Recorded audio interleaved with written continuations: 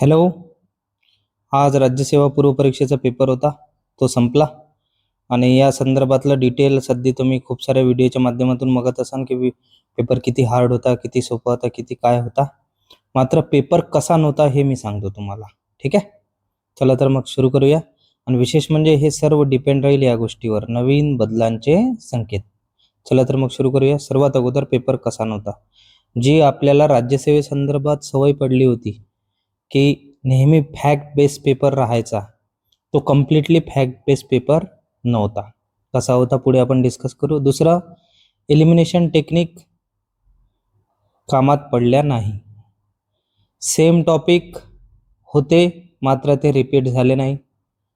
Current affair होतं मात्र ते डायनॅमिक, एक प्रकारे रिअल करंट अफेअर होतं, जे जास्त खूप जवळपास शेवटचं करंट अफेअरचं त्यांचा टॉपिक 11 मार्च 2026चा होता. म्हणजे तुम्ही विचार करू शकता की किती क्लोजली ते पेपर सेट करत आहे. त्यानंतर सर्वात मोठी गोष्ट, सर्वांना हार्ड का बरं वाटत होतं, त्याचं कंपोजिशन चुकलं. जसे इतिहासाचे 15 प्रश्न आले, त्यापैकी 7 ते 8 प्रश्न एन्शियंट अँड मिडिवलचे आले, म्हणजे प्राचीन आणि मध्ययुगीन, जो भाग आपण थोडा कमी करतो. त्यानंतर 2026 हे वर्ष या राज्यसेवेच्या प्रिपरेशनमध्ये एक डिवायडिंग वर्ष ठरू शकते.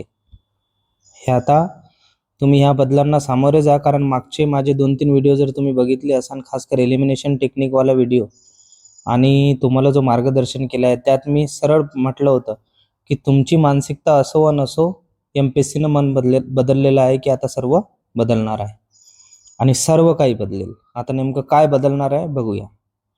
नेमकं काय बदललं. सर्वात पहिले, पेपरचा पूर्ण तुम्ही पॅटर्न अभ्यासल्यावर एक गोष्ट लक्षात येईल, हा वस्तुनिष्ठाकडून विश्लेषणात्मक पेपर झाला आहे. पहिला बदल, वस्तुनिष्ठापासून विश्लेषणात्मक. मी डिटेल इथे एक्सप्लेन करत नाही, एखाद्या दुसऱ्या व्हिडिओमध्ये आपण डिटेल एक्सप्लेन करूया, सध्या तुमची मानसिकताही नाही आहे. दुसरी गोष्ट, पारंपरिक टॉपिक जे होते त्यापासून आपण आधुनिक शिफ्टकडे जात आहोत. जसं पॉवर्टी एक चॅप्टर घेतला होता, जो नेहमी मी म्हणतो दारिद्र्याचा एक चॅप्टर, त्यामध्ये तेंडुलकर कमिटीच्या शिफारसी खूप डीपमध्ये विचारल्या आहे. एक फॅक्च्युअल, दुसरा ॲनालिटिकल. तिसरा नवीन घटक ॲड झाला आहे आता आपल्या प्रिपरेशनमध्ये, जो तुम्हाला अभ्यासनं क्रमप्राप्त ठरते, प्राचीन भारत आणि मध्ययुगीन भारत. डिटेलमध्ये नंतर डिस्कस करू, फक्त बदल लक्षात घ्या. प्रश्न विचारण्याची पद्धत बदलली त्यांची. प्रश्न विचारण्याची आणि प्रश्न सेट करण्याची पद्धत सुद्धा बदलली. आधी थेट प्रश्न असायचे, आपल्याला असं वाटायचं की इझिली अटेम्प्ट होईल, मात्र सुरुवातीच्या 10 ते 15 मिनिटं तुम्हाला फक्त ते प्रश्न बघावेच लागतात की कोणता सॉल्व करायचा आणि कोणता नाही. त्यानंतर एक चांगली गोष्ट या संदर्भात अशी झाली, मागं जे मुलं मेन्स वगैरे लिहित होते त्यांच्यासाठी जे अनफेअर ॲडव्हान्टेज होतं प्रिलिममध्ये, ते आता कमी झालं आहे. सर्व स्पर्धक एकाच पातळीवर आता आले आहे. जर तुम्हाला राज्यसेवा प्रिपेअर करायची असेल तर राज्यसेवेच्याच पद्धतीने प्रिपेअर करावं लागेल. आता या संदर्भात मी काही पूर्वसूचना तुम्हाला ऑलरेडी दिली होती, खासकर पहिल्या गोष्टीबद्दल की आपली अभ्यासाची जी पद्धत आहे ती आता आपल्याला बदलावी लागेल. आपली विचार करण्याची पद्धत सुद्धा आपल्याला बदलावी लागेल. लिमिटेड जे रिसोर्सेस आपण करतो आणि कॉन्फिडंट फील करतो, ते सुद्धा आता बदलायला पाहिजे. कारण BN रावच्या संदर्भात जेवढंही पॉलिटिक्स ऐकलं आहे महाराष्ट्रातले किंवा कोणीही, त्यांना ॲज अ ॲडवायझर म्हणून आपण ऐकलं आहे. मात्र या संदर्भात डिटेलमध्ये जेव्हा प्रश्न येतो, ते सुभाष कश्यप हा सोर्स वापरत आहे. ते सुभाष कश्यपची एकेका पॉईंटवर वेगवेगळ्या बुक्स आहे, our parliament, our constitution, parliamentary system, अशा बुक्स आहे. त्यामुळे लिमिटेड रिसोर्सेसच्या पुढे जायचं आहे. या संदर्भात मी वेळोवेळी मार्गदर्शन करेलच. त्यानंतर प्रत्येक टॉपिकला कुठे ना कुठे करंट टच देण्याचा प्रयत्न केला आहे. त्यांना साधा एक माउंटेन रेंज जरी विचारायची असेल, जसं अरवली पर्वत, या संदर्भात त्यांनी करंट टच देण्याचा प्रयत्न केला आहे. आता इथं एलिमिनेशन म्हणजे सर्व काही नाही, त्यामुळे तुम्हाला आता अभ्यासच करावा लागेल. पुढे शॉक माझ्यासाठी 2 विषयांबद्दल होता. जर तुम्हाला वाटत असेल, जो आपण इझी विषय समजत होतो पॉलिटी, आणि दुसरा सहज PYQ केल्यावर जो एन्व्हायरमेंट मार्क देऊन जाणार होता, त्या संदर्भात एक शॉक व्हॅल्यू ॲड केली आहे. इन्व्हायरमेंटमध्ये ते डेप्थमध्ये गेले आणि पॉलिटीच्या सेक्शनमध्ये त्यांनी ब्रेड वाढवली.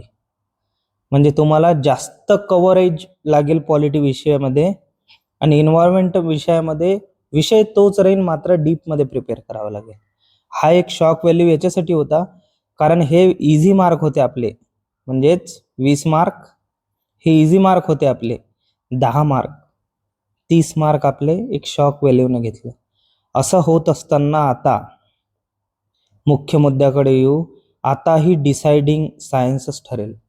तुम्ही आर्ट बॅकग्राऊंडचे असाल, सायन्स कोणत्याही बॅकग्राऊंडचे असाल, आता तुम्हाला सायन्स करावं लागेल. इव्हन UPSC वालाही जो MPSC करायचा प्रयत्न करत आहे, कंबाईंड वालाही जो MPSC करायचा प्रयत्न करत आहे, खासकर राज्यसेवेबद्दल बोलत आहे, त्याला सायन्स सोडता येणार नाही. आता सायन्स तुम्हाला कंपल्सरी वाचावंच लागेल. आणि पुढे काय तसं सांगतो, कंबाईंडचा शॉक सध्या बाकी आहे, त्यामुळे आताही स्ट्रॅटेजीज बदलाव करायचा असेल तर तुम्ही करू शकता. जर तुम्हाला डिटेल स्ट्रॅटेजी हवी असेल तर तुम्ही कमेंटमध्ये तुम्ही विचारू शकता. मी डिटेल स्ट्रॅटेजी कंबाईंडवर बनवेल. आताही वेळ आहे. सेम तोच मुद्दा की वाचण्याची पद्धत थोडीशी जर चेंज केली तर तुमचा प्रश्न व्यवस्थित येऊ शकते. आणि शेवटी सर्वजण कट ऑफ वगैरे बद्दल म्हणतील, मात्र माझं प्रेडिक्शन आहे 45 प्रश्न नेट सर्व मायनस करून. जर तुमचा स्कोर 45 क्वेश्चन बद्दल येत असेल 90 मार्क 90 ±2, तर तुम्ही मेन्सच्या प्रिपरेशनला लागून जा, कारण पेपर 2 इझी होता. तर इथं आपण हे विश्लेषण संपू. तुमच्याजवळ वेळ नाही आणि तुमची मानसिकताही नाही. आपण या संदर्भात डिटेल व्हिडिओमध्ये नंतर डिस्कस करू. थँक्यू.